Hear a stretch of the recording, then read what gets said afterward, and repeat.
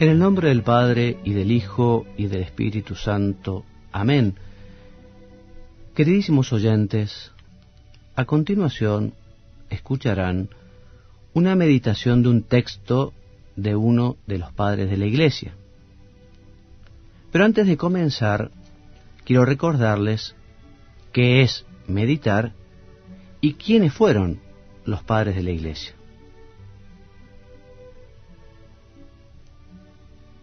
La meditación es una forma de oración, una manera de hablar con Dios. Los comentarios que escucharán quieren convertirse en una ayuda para que puedan comunicarse con el Señor en una charla filial, cercana y cariñosa. ¿Y quiénes fueron los padres de la Iglesia? Fueron pastores, obispos en su mayoría, que vivieron los primeros siglos de la Iglesia. Y ellos, en su predicación, en su enseñanza, en sus escritos, tuvieron que dar respuesta a cuestiones y dificultades morales y teológicas en ambientes muchas veces convulsionados por persecuciones, conflictos internos, por herejías y cismas. Y ustedes dirán, ¿y por qué puede ser conveniente meditar con textos de los padres de la Iglesia? Te voy a responder con la instrucción sobre los padres de la Iglesia en la formación sacerdotal, un documento de la Congregación para la Enseñanza Católica. Este documento nos dice que los padres de la Iglesia son testigos privilegiados de la tradición de la Iglesia. También que los padres fueron intérpretes de la Sagrada Escritura.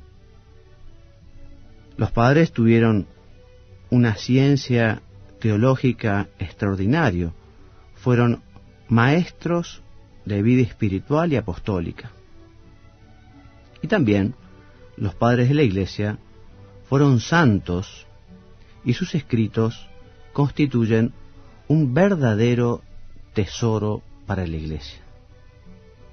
Por estos motivos, comencemos nuestra meditación hoy con una oración introductoria que dice así: por la señal de la Santa Cruz de nuestros enemigos, líbranos, Señor Dios nuestro, en el nombre del Padre, y del Hijo, y del Espíritu Santo.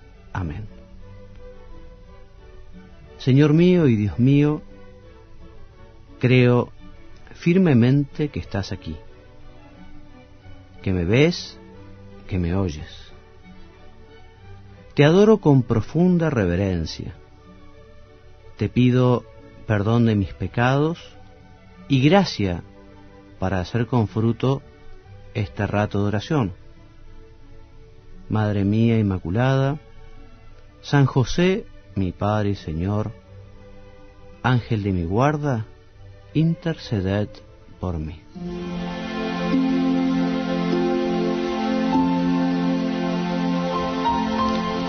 Queridos amigos, nuevamente juntos para hacer nuestro rato de meditación. Quienes nos acompañaron la semana pasada recordarán que también meditamos un texto de San Juan Damasceno, al igual que hoy. San Juan, les decía, fue el último de los padres de la Iglesia de Oriente. Les contaba que nació en Damasco entre los años 650 y 674, y que fue como un puente entre la Edad Media y la historia antigua, ya que realizó una admirable síntesis de las riquezas doctrinales de la patrística griega.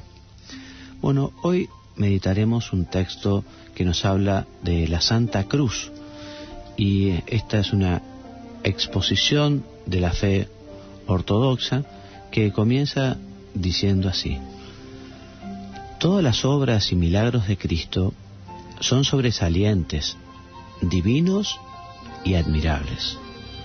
Pero lo más digno de admiración es su venerable cruz, porque la cruz ha abolido la muerte, ha extinguido el pecado de nuestro primer padre Adán, ha expoliado el infierno, nos ha entregado la resurrección. La cruz nos ha concedido la fuerza de despreciar el mundo presente y la muerte misma.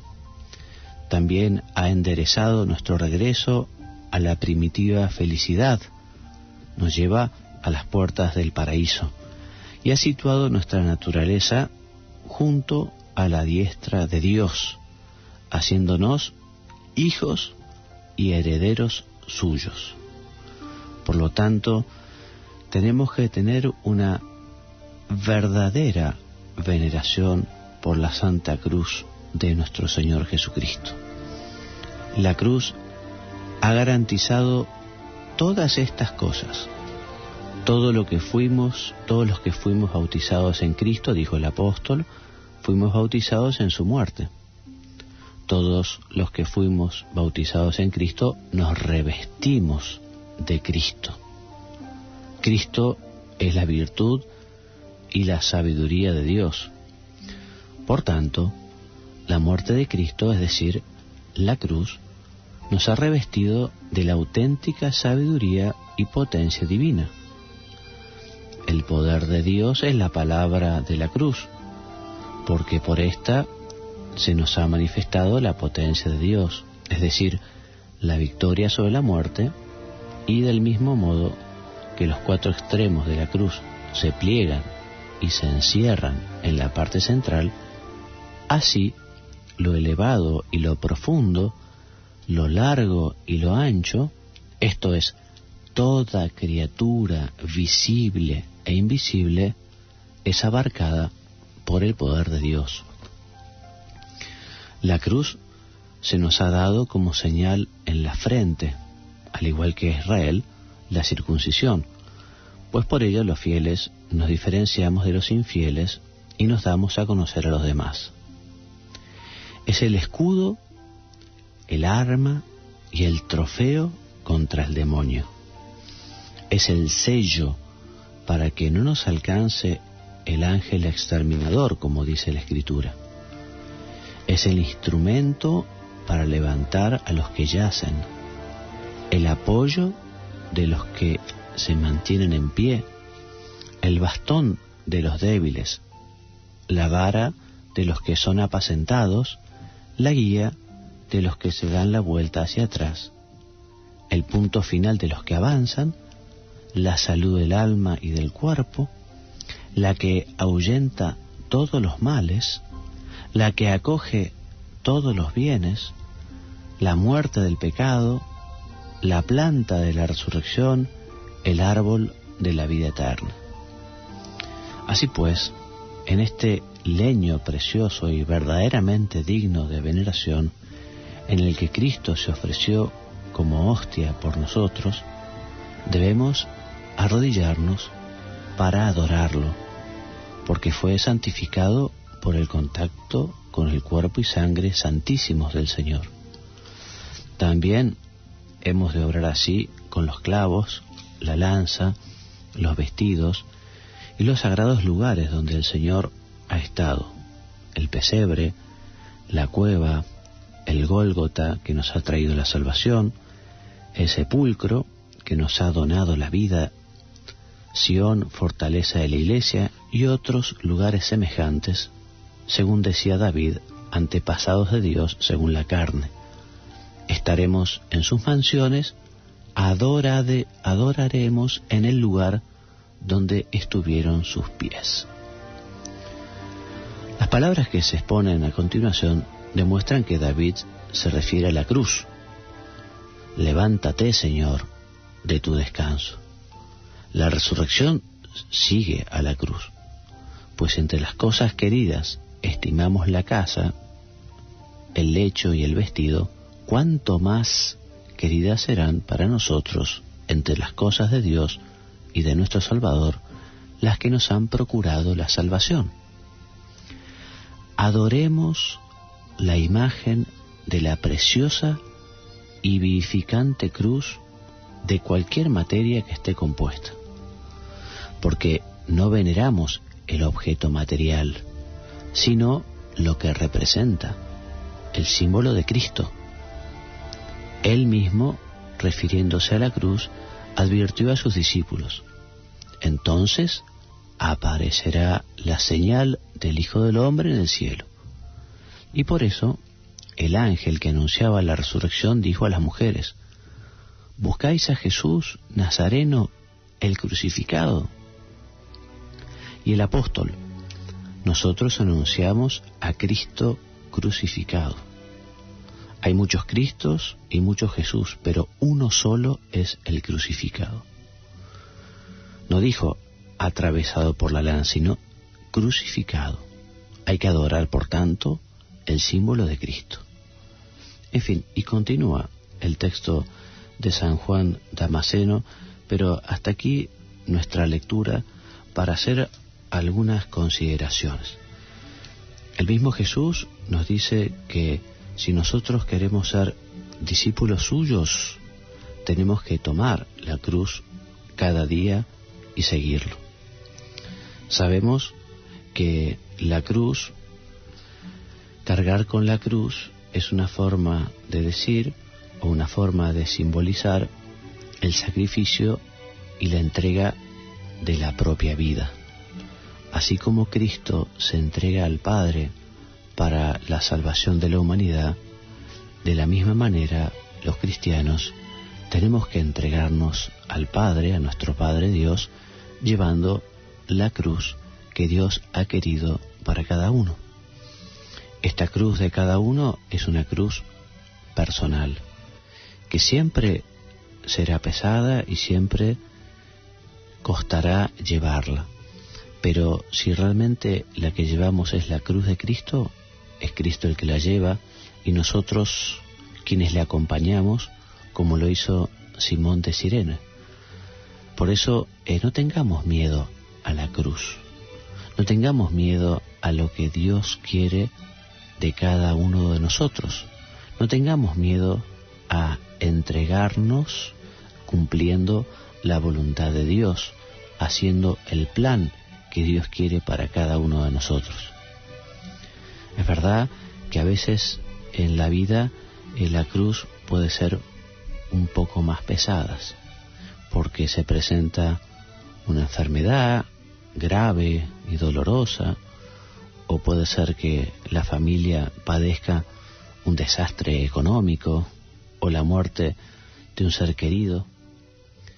Pero habitualmente la cruz serán contrariedades pequeñas, contrariedades chicas que efectivamente uno lleva en el trabajo o en la familia, en la convivencia.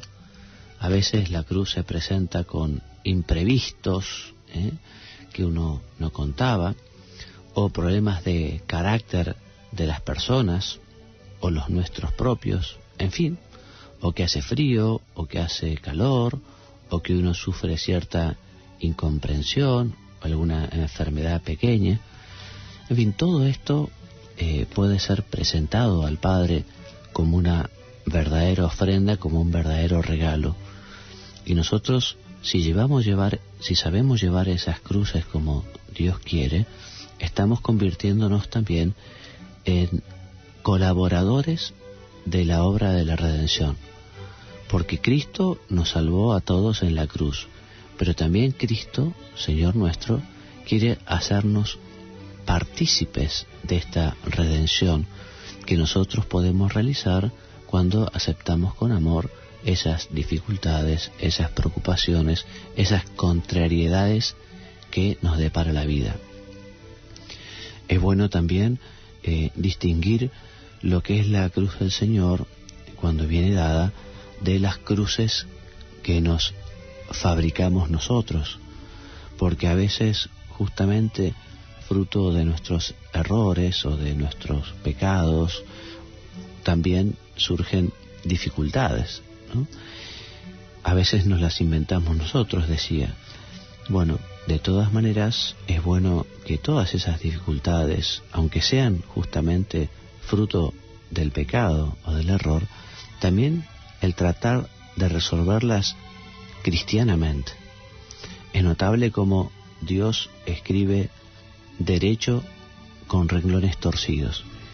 Y lo que muchas veces pareciera una tremenda contrariedad o contradicción, cuando a veces vemos un mal que nos aqueja, del que pensamos que no puede salir ningún fruto bueno, resulta que cuando uno con ese problema se acerca a Jesucristo a pedirle ayuda, a pedirle fuerza, a pedirle también consuelo, a pedirle la capacidad de poder llevarla, resulta que eso que uno veía totalmente negativo y del cual no podía salir nada bueno, resulta que Dios se vale de ello para que nosotros crezcamos en santidad. Y es notable también, y es una verdadera paradoja que surge en la vida de los cristianos, que es que cuando uno está dispuesto a llevar la cruz de cada día, cuando uno está dispuesto a vivir cristianamente en estos momentos de mayor dificultad, por la enfermedad o por la pobreza o por el rechazo que uno puede tener de los demás o la indiferencia, bueno, resulta que cuando uno lo lleva con resignación cristiana, resignación en el sentido también de llevarlo como Dios quiere, como Dios manda, eso se convierte en un medio de paz, de felicidad y de alegría. Es impresionante, la alegría y la paz de las personas no van de la mano habitualmente de la diversión o de la frivolidad o de la superficialidad, sino que la paz, la felicidad, la alegría van de la mano del cumplimiento del propio fin que tiene cada hombre en la tierra, incluso el fin de vivir con paciencia y con amor estos momentos de dificultad. Es notable cómo también cuando ese dolor se lleva con las personas que están alrededor de uno, cuando por ejemplo un cónyuge lo lleva con su marido, con su mujer, ese dolor hace que crezca el amor entre ellos. O cuando efectivamente se padece aquello entre padre e hijo, el amor que surge es enorme, o entre diversas personas hace que efectivamente esa amistad sea creciente. Es notable que la cruz y el dolor tenga estos frutos tan buenos y tan convenientes. A veces uno se puede rebelar ante la cruz. De hecho, el dolor y la cruz es como una espada de doble filo. Hay personas que les ayuda y les sirve para acercarse a Dios, y otras en cambio que se rebelan. Dicen, ¿cómo puede ser? Si Dios existe, no puede ser que me mande este problema, esta dificultad, este desastre. ¿Cómo puede ser? Si Dios dicen que es tan bueno, ¿cómo puede permitir? Bueno, evidentemente allí la fe se está probando. Se prueba la fe en la cruz, se prueba la fe en el dolor, se prueba la fe en la dificultad, en la enfermedad, en la pobreza, en la miseria, se prueba la fe. Pero aquel que justamente no se rebela ante la cruz, ante el dolor, aquel que justamente busca a Dios y tiene la capacidad de decir, hágase tu voluntad, Señor, si tú lo quieres, yo también lo quiero, resulta que esa persona con esa dificultad crece, con esa dificultad se engrandece, con esa dificultad encuentra, reitero, la paz, la alegría, porque como dicen los santos, hemos escuchado, muchas veces la alegría tiene esta forma de cruz, y en la cruz se encuentra la felicidad. Quien no lo ha experimentado en su propia vida difícilmente lo pueda entender, pero quien ha sabido justamente tomar la cruz, o sea, esas dificultades, esos problemas como la cruz de Cristo, quien ha sabido tomar esos problemas y los ha hecho de la mano del Señor, buscando su auxilio, su protección, su cuidado, su apoyo, su fortaleza, bueno, eso sí que lo pueden contar, y lo pueden decir, y lo pueden manifestar. Quien en cambio ha rechazado la cruz, quien en cambio ha rechazado a Dios, quien en cambio se ha rebelado, se ha enojado, difícilmente pueda encontrar una explicación a todo esto. Vamos a pedirle a la Santísima Virgen entonces que nos ayude en este sentido, porque quien se encuentra con la cruz se encuentra con Cristo, y quien se encuentra con la cruz se encuentra también con la Virgen María. La Virgen María es la reina de los mártires. Nadie en la tierra, salvo Jesús, sufrió tanto como la Virgen, pero nadie en la tierra fue tan feliz como ella. Por eso a ella le podemos pedir que nos ayude justamente a llevar la cruz de cada día, que cada día llevemos nuestra cruz para así ser verdadero discípulo del Señor, para así realmente poder cumplir nuestra misión, nuestra vocación, el sentido que tiene nuestra vida en la tierra. Y la Virgen no nos va a abandonar, ¿eh? Diariamente rezamos y decimos: ruega por nosotros pecadores ahora. Bueno, ahora en el momento de la cruz, ahora en el momento de la dificultad, ahora en el momento del dolor, de la incomprensión. Ruega por nosotros pecadores ahora, ahora que nos cuesta tanto. Y vas a ver cómo vas a escuchar la voz de la Virgen, cómo vas a sentir su presencia, vas a ver cómo efectivamente ella te va a llevar de la mano por ese camino de la cruz, por ese vía crucis que muchas veces es tan difícil. Alegrémonos entonces ante la cruz. Hagamos con frecuencia la señal de la cruz, que es la señal del cristiano. Muchas veces decimos, en el nombre del Padre y del Hijo y del Espíritu Santo, hagamos esa señal, porque en la medida en que nosotros hagamos la señal de la cruz, también Dios nos va a bendecir con esa cruz. Y la señal de la cruz nos ayuda justamente a rechazar las posibles tentaciones que puedan venir, nos ayuda a alejar de nosotros los malos pensamientos. La señal de la cruz es un verdadero regalo que Dios nos hace y que vale la pena que muchas veces hagamos la señal de la cruz cuando estamos quizá en nuestra habitación, antes de dormir, al levantarnos, al almorzar o al comer por la noche, incluso también por la calle.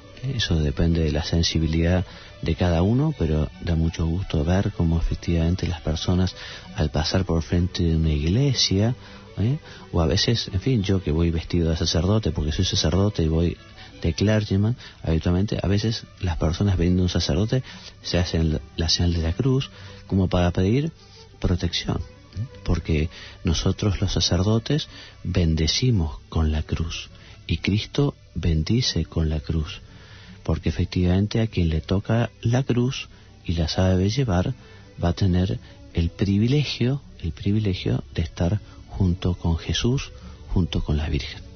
Terminamos entonces nuestra meditación del día de hoy dando gracias a Jesús por haber querido redimirnos en la cruz. Gracias, Señor, por haber querido derramar hasta tu última gota de sangre allí en el madero de la cruz. Y así como por un leño, por un árbol entró el pecado del mundo, el pecado de Adán, también por un árbol, por el árbol de la cruz, entró la salvación al mundo. Gracias, Jesús, por haberte entregado al Padre en reparación por nuestros pecados. Gracias por tu muerte en la cruz, gracias por tu amor tan grande. Gracias, Madre nuestra, Virgen María, también por esa compañía que le dispensaste al Señor al pie de la cruz. Ayúdanos también en nosotros a estar allí al pie de la cruz. Ayúdanos también en nosotros a convertirnos en verdaderos sireneos, como el hombre de Cirene, como aquel buen Simón que lo ayudó a Jesús a llevar la cruz. Ayúdanos, Madre nuestra, a llevar la cruz de Jesús para también convertirnos en corredentores, para también poder apoyar esta labor redentora de Jesús. Que así sea. Te doy gracias, Dios mío, por los buenos propósitos, afectos e inspiraciones que me has comunicado en esta meditación. Te pido ayuda para ponerlos por obra. Madre mía Inmaculada, San José, mi Padre y Señor, Ángel de mi guarda, interceded por mí. En el nombre del Padre, del Hijo y del Espíritu Santo. Amén.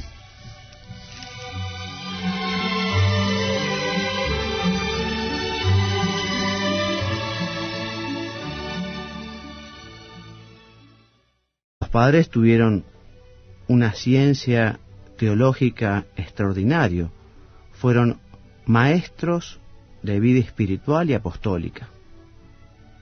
Y también los padres de la Iglesia fueron santos y sus escritos constituyen un verdadero tesoro para la Iglesia. Por estos motivos, comencemos nuestra meditación hoy con una oración introductoria que dice así: por la señal de la Santa Cruz de nuestros enemigos,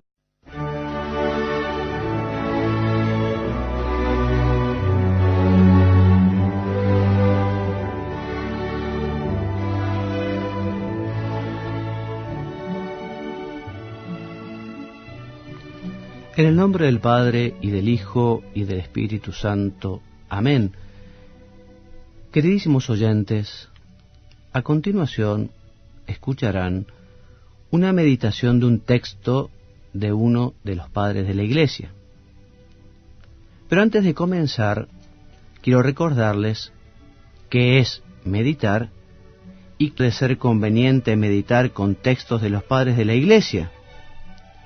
Te voy a responder con la instrucción sobre los padres de la Iglesia en la formación sacerdotal, un documento de la Congregación para la Enseñanza Católica.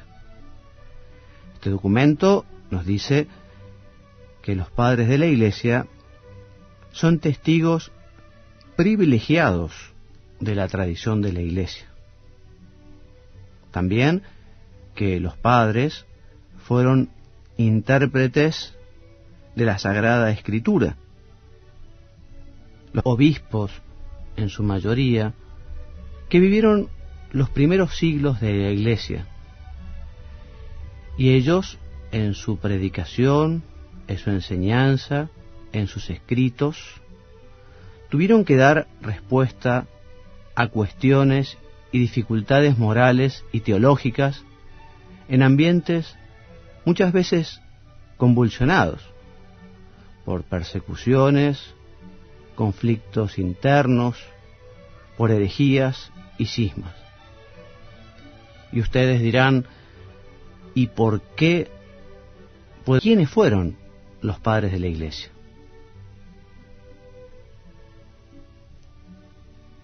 La meditación es una forma de oración, una manera de hablar con Dios.